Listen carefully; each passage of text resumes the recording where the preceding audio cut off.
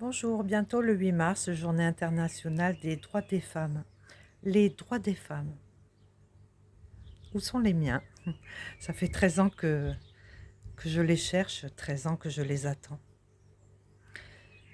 Alors, je vais essayer d'être brève, mais il y a encore des personnes qui me disent: «Angeline, on a vu sur ta page, Facebook, ton histoire». Sur ma page «Mes droits, pas que le 8 mars», mais on n'a pas compris ton histoire. Eh bien, je vais essayer de la faire, courte. En avril 2010, j'ai été victime d'un premier acte de violence conjugale physique et bien sûr, j'ai réagi pour dire que c'était inacceptable et donc j'ai été mise à la rue, heu, j'ai tout perdu. Ma maison, mes maisons, heu, les véhicules, mon travail, les affaires qui appartenaient au couple. Pendant 1 mois et demi, j'ai été mise à la rue sans rien avec mon enfant qui avait 12 ans et qui était, à cette période-là, un enfant fragilisé.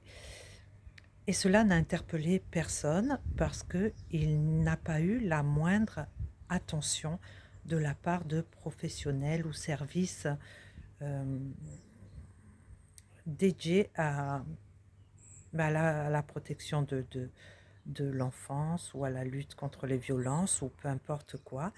Voilà, donc on a la bienveillance que mon enfant a eue, ça a été celle de son père et je tiens à préciser encore une fois que son père n'est absolument pas la personne qui est concernée par cette violence. Et donc mon fils, a pu, bénéficier du soutien et de la bienveillance de son père et de notre, famille proche. Et donc, jusqu'à l'ordonnance de non-conciliation, j'ai été mise à la rue sans rien. Ensuite, ça a été compliqué parce qu'il y a eu des j'étais suivie, j'étais harcelée, j'étais menacée et donc, on m'a mise dans une situation où je me suis retrouvée sans protection et dans l'insécurité et en difficulté, appauvrie. Donc, ce qui est grave, alors quand vous enlève certains droits, à la limite, quand c'est matériel, on se reconstruit, ce n'est pas grave. Moi, j'ai vécu d'autres épreuves où j'ai dû repartir à zéro et c'est pas ce qui me fait peur.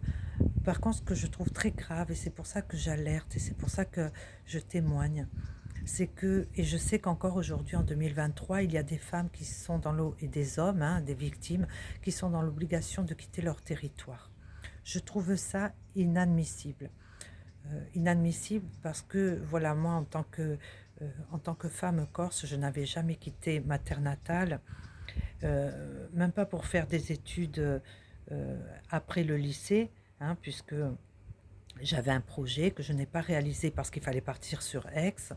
Et donc, d'être un peu dans l'obligation de partir parce que on est en survie, hein. C'est où je pars, heu, où il se passe un drame. C'est la question, elle est là. Et et je suis partie. Je suis partie, je suis partie donc vous vivez la souffrance de quitter votre territoire et vous avez, la pire des souffrances qu'une mère peut avoir à surmonter, c'est la séparation avec son enfant. Je vous rappelle que mon enfant n'avait que 12 ans. Hem, Ma responsabilité de mère, m'a interdit de l'emmener avec moi comme ça à l'aventure, sans appauvrie, sans savoir ni où j'allais, ni ce que je devais devenir. Donc je pense qu'il a été, enfin, pour ma part, hein, mon choix était de dire: «Non, il reste ici avec son papa, sa famille, il est en sécurité, puis bon, moi, peu importe». Je croyais encore à cette époque en la justice et je pensais que cette situation, heu, s'arrangerait, que cette situation, deviendrait dans une logique des choses, d'un parcours qui irait vers une reconstruction possible, hein, qui me paraissait pouvoir se faire dans des délais assez brefs. Et je, voilà, je n'étais pas inquiète à ce moment-là. Sauf que je n'étais pas inquiète, mais bon, aujourd'hui, 13 ans après, on en est encore au même stade, hein, c'est-à-dire que euh, je n'ai pas récupéré, mais ce qui légalement doit me revenir d'une liquidation des biens. Voilà, je n'ai rien récupéré. Et je me bats pour ça parce que quand vous êtes privé de tout, il y a des conséquences. Il y a des conséquences sur la santé, il y a des conséquences sur votre vie sociale, il y a des conséquences avec les amis, la famille, euh, surtout, vraiment surtout. Et, et le pire que, enfin, ce qui me fait ce qui est le plus douloureux pour moi, c'est de me dire il y a des personnes qui sont là pour vous aider, pour vous conseiller, pour vous accompagner, et que ces personnes-là semblent être impuissantes dans mon affaire. Elles sont alors il y en a certaines, je les ai jamais vues, elles sont complètement indifférentes à mon histoire, et d'autres, certainement, sont impuissantes. Et, et moi, j'aimerais savoir ce qui se passe parce que je trouve inadmissible que l'on traite une personne qui dans sa vie a été victime de cette façon, donc qu'on la traite avec des surviolences diverses qui viennent prendre le relais des violences conjugales. Et surtout, ce que je trouve inadmissible, c'est les repères que l'on peut donner à un enfant qui doit se développer euh, en voyant sa mère qui subit cela. Est-ce que, est-ce que les personnes qui instrumentalisent ce genre de violence sont conscients que euh, un enfant qui se construit avec de tels repères, euh, c'est pas ce qui est attendu dans une société saine. C'est pas ce qui est attendu. Maintenant, si on veut faire en sorte qu'il y ait une montée de la violence, euh, qu'il y ait de plus en plus de violence, de plus en plus de meurtres, il faut continuer sur ce volet-là. euh, c'est parfait. C'est parfait.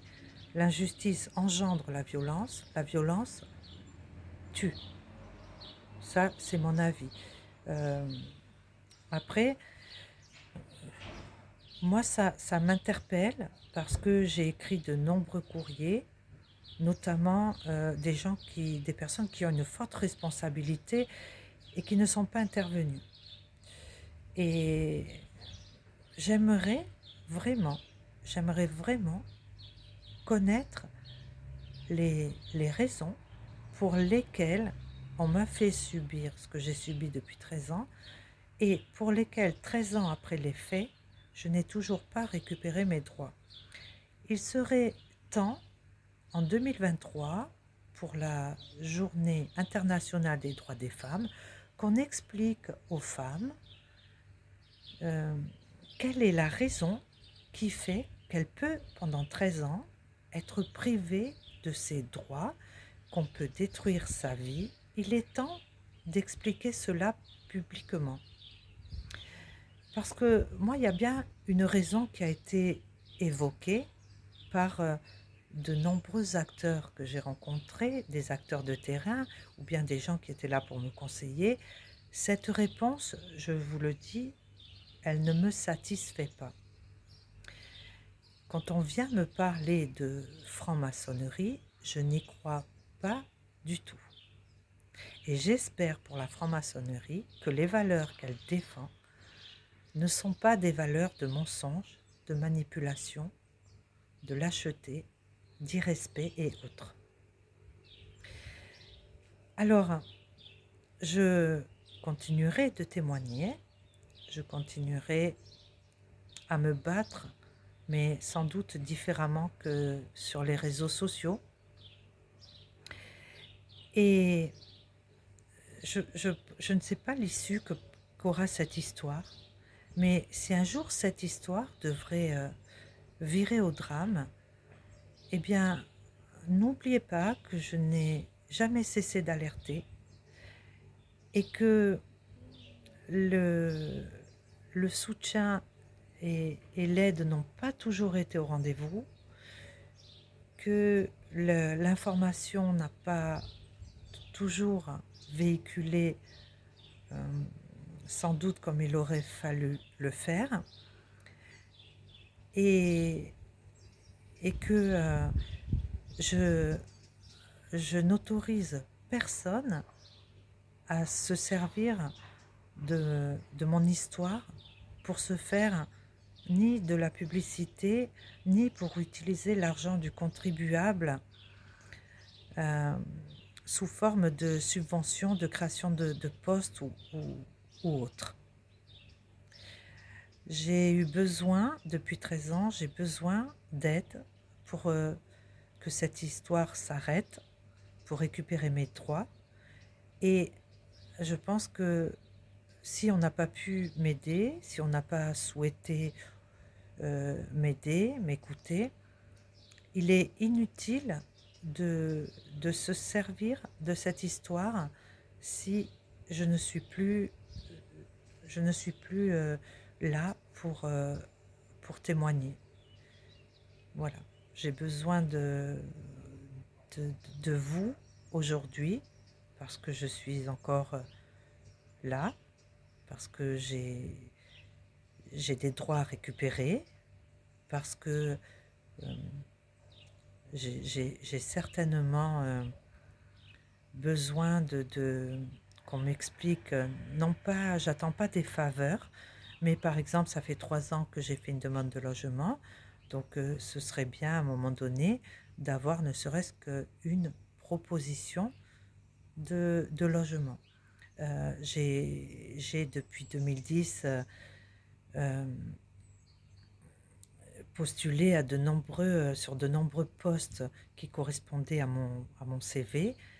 Et, euh, et voilà, c'est bien d'arrêter maintenant sans aucune raison de dire on va la blacklister parce qu'elle a parlé, on ne va plus l'aider parce qu'elle a parlé.